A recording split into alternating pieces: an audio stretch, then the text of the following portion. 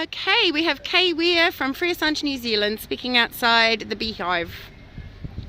At a time when Julian Assange faces yet another bewildering non-trial in the UK for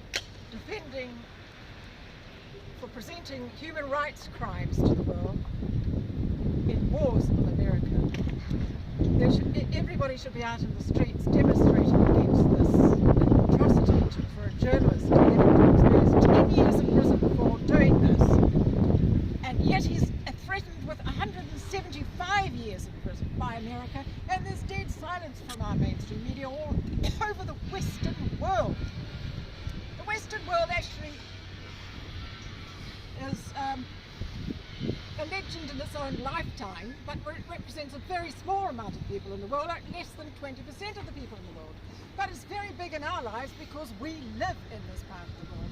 It's unfortunate because the Western world hasn't provided an example to the world of democracy or press freedom. Instead, it's been bombing countries against international law, against the United Nations Charter, and now we have the ludicrous situation where a journalist is in prison for 10 years, is now threatened with 175 years in America, supposed to be the home of democracy and press freedom.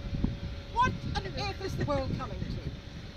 What on earth is happening that we can allow this to happen, and there are so few people coming out in the streets for this?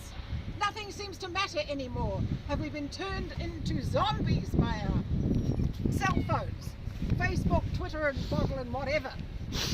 But this is where people should be out in the streets demonstrating against this, against Julian Assange's imprisonment, the threat to him for 175 stupid years in prison. What is this? 3 lifetimes, so that our press is too frightened to actually come out and discuss this in their radio, on television, in newspapers. We don't hear this discussed. 175 years, this is nonsense. It is criminally stupid, but they're too frightened. They're too frightened to say anything. They're losing. They've lost already. That's what's playing out as the denouement. The collapse of a civilization. I've been talking to people and